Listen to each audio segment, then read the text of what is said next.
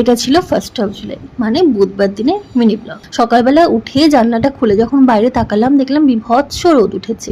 তারপর ফ্রেশ ট্রেশ হয়ে রান্নাঘরে গিয়ে আমি এখানে ডিম আর আলুটাকে সেদ্ধ বসিয়ে দিয়েছিলাম, কারণ আজকে ডিম রান্না হবে সেই জন্য।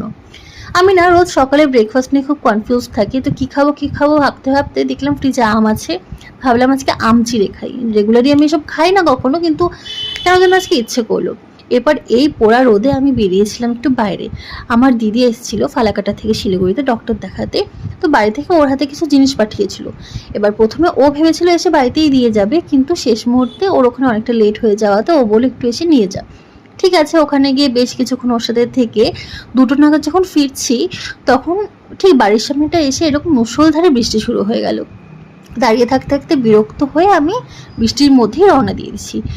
এরপর এই যে বৃষ্টির জলটা মাথায় পড়লো, এমন মাথা ব্যথা শুরু হলো যে আমার আর কিচ্ছু করতে ইচ্ছে করছিল না, জাস্ট এসে স্নান করে খেয়ে ঘুমিয়ে গেছি। সন্ধ্যাবেলা উঠে আমি একটা ফার্স্টে গিফট কিনতে গেলাম, কারণ আজ ছিল একটা ফ্রেন্ডের বার্থডে। তো আমি আর এই সুপ্রিয়া আমরা দুজনেই সবার ফার্স্টে এসেছি ওদের বাড়িতে। ও কারণ একটু আগেই আসতে বলেছিল আমাদেরকে। এসে দেখি বার্থডে কাল তখনও ঘর মুছে যাচ্ছে। তারপর আমরা প্রচুর আড্ডা দিলাম, প্রচুর গল্প করলাম, মজা করলাম। তারপর আস্তে আস্তে ওর বাকি ফ্রেন্ডরাও এসেছিলো, খুব ক্লোজ ওয়ানদের নিয়ে করেছিল। তারপর রাতের দিকে কেক কাটা হলো, খাওয়া দাওয়া হলো। এরপর না আমি আর কিছু শ্যুট করতে পারিনি, কারণ আমার মাথা ব্যথাটা আবার বেড়ে গেছিলো। দেখা হচ্ছে নেক্সট ব্লগে, বাই।